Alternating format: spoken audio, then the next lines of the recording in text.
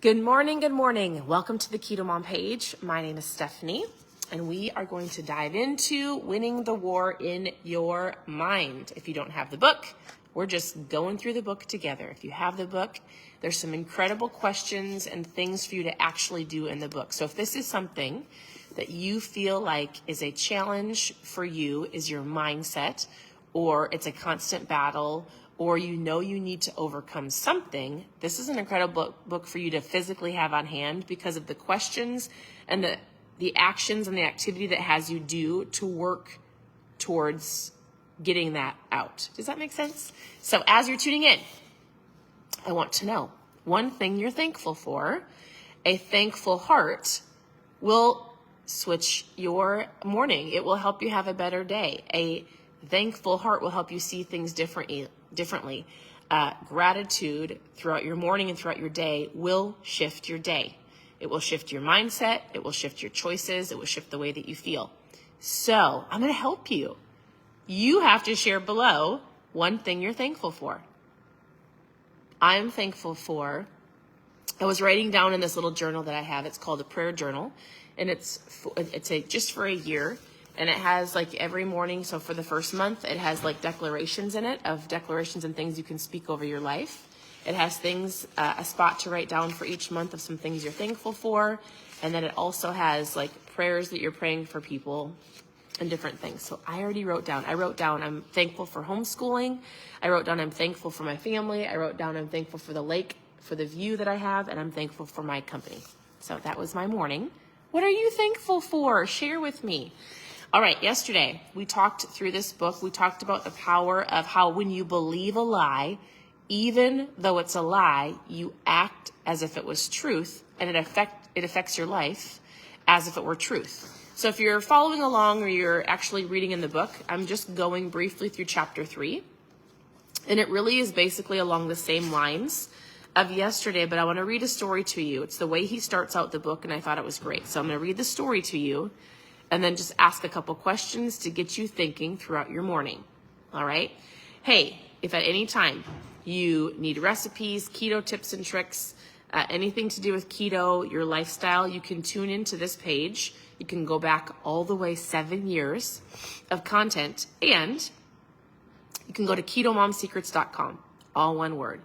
ketomomsecrets.com for recipes, how to get started, mindset, book club, and more. All right? So here's a story for you. He says, there is a large, shaggy, hairy, lumbering dog. He says, let's call this dog Max. So we're going to talk about Max. Max will not leave his yard. A car drives by. Max loves chasing cars. The thought of grabbing one of those bumpers and wrestling the beast into submission makes the dog drool. Max wants to chase the car so badly, but he sits in his yard. Then two boys start playing catch in the street. The ball rolls right to the edge of Max's yard. He desperately wants to go get the ball and run after the boys, but he doesn't. One of them teased the dog. What's the matter, Max? Oh my. And then there's my Max. Just kidding. It's not Max. His name is Ranger. So then he goes, what's the matter, Max? Are you afraid of the ball? Max wants to bite. He says, bite the little brat. But his tormentor is just outside of the yard, so Max stays in the yard. A cat walks down the street. Max cannot imagine the nerve of this cat. He knows that they are evil, and he would love to chase the cat, right? Max wants to attack him, but he can't. He just sits there. Why? Why is Max not chasing the car or the ball or the cat? There's an invisible electric fence line that's around the perimeter of the yard. I'm not going to read the whole story, but basically here's what happens is Max had an electric fence around the yard, right? It kept him inside and it zapped him. And what happened is the fence stopped working a year ago, but because the dog was zapped once or twice or maybe even 3 times, the fence was actually shut off a year ago, and Max, still afraid of the fence, still afraid of getting zapped, but doesn't realize that the fence is shut off because it's broken, is still feeling trapped in his yard and still will not go outside of the perimeter of the fence. He says, you laugh at this, but is it possible that you may be more like Max than you think? Are you trapped? Are you living behind lies? Has somebody said something to you at some point in time, whether it's about like, oh, you will never get that job, or we talked about this yesterday, about the lies that you're believing that's holding you trapped to where you're at. What do you want? What do you want to go after? Like, why have you not gotten healthy? Why can you not stick to a routine? Like, why are you physically feeling like, I was told I'm going to be this way, I can't have that? Are you trapped behind an invisible fence? And the invisible fence for you would be a lie. So we talked about detecting the lies yesterday. Did you think about what you're thinking about? If you didn't watch that live, go watch it from yesterday or go listen to it. Did you think about what you're thinking about? And if you have no idea, then I'm going to tell you again. Pay attention to the lies that you're believing throughout the day. What causes you to be anxious or fearful, or I really want to go to the gym, but I'm not going to? Or what stops you from pursuing your better? What stops you from going after the things that you want? It could be the thoughts that you randomly think. It could be the thoughts that or the things that people say over you. So he basically just speaks. What I love about this book is he gives you things for you to say, affirmations. Remember how I said in this little prayer journal, there's affirmations for me to read. And this book is by Pastor Groeschel.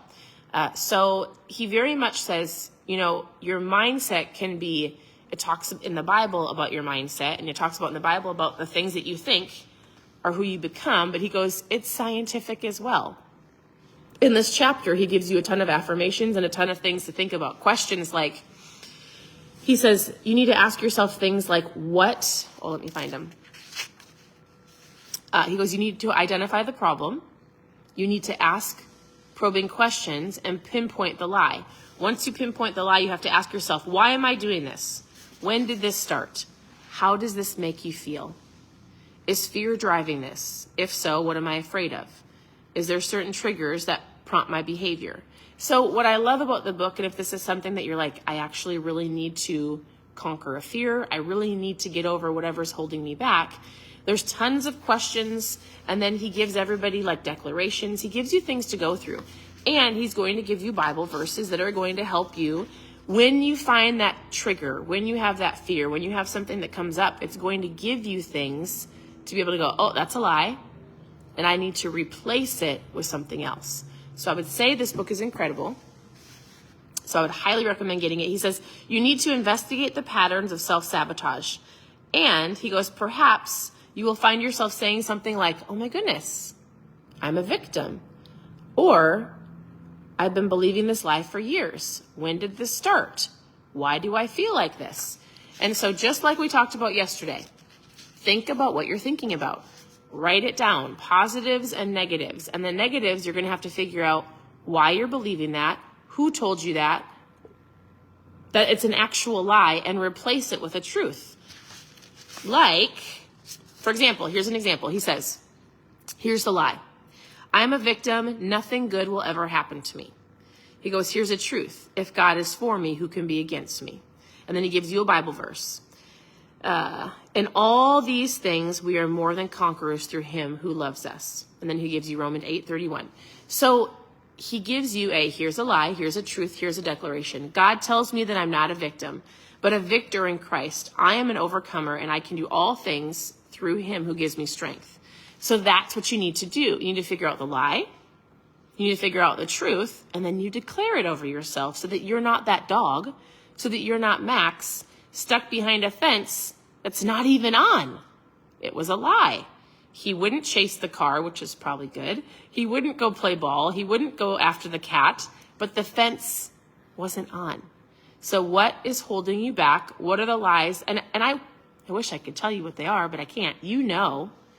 Just like I tell people, you know exactly how to eat healthy. You know that you should be drinking water. You know the foods you should be eating. You know you should move your body. You know you should be getting sleep. Like, you know the things you need to do to physically get healthy. There's things you can tweak. There's things I can help you with.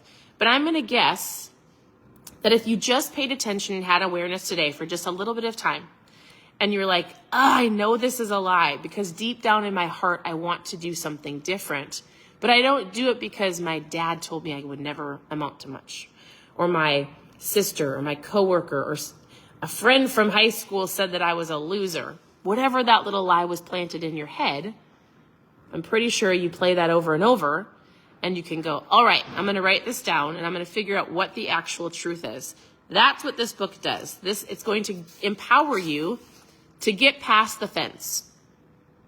All right, the last thing I wanted to read to you was, he says, this is not something that you do once. This is something that you will have to do thousands of times in your life, maybe dozens of times every single day.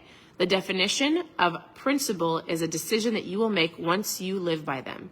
He goes, it's not like, I know the truth. I know lies that pop into my head, and I still have to fight those daily. By reading the word, the first thing I do, well, not always the first thing I do, is I get up and I read my Bible, right? And I learn the truths that are about me. And sometimes I have a bad day. I will tell you, we may have not had a great day in our home yesterday. I think at one point, everybody was crabby at one point. And so you just have to combat that, right? Yes, I love seeing all of your comments.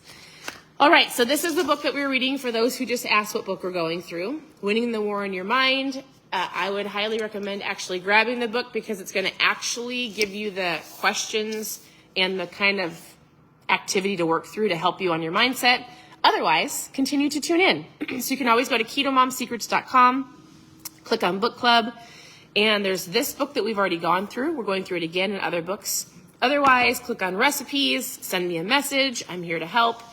That is all I have for you today. So be aware of your thoughts. Be aware of your mindset. Be aware of the things that you are thinking about so that you can capture the lies, change it so that you can conquer that, and do the things that you're truly called to do. All right. I hope you guys have an incredible day. Thank you for tuning in. Your presence matters, and we'll talk to you very soon. Bye, everybody.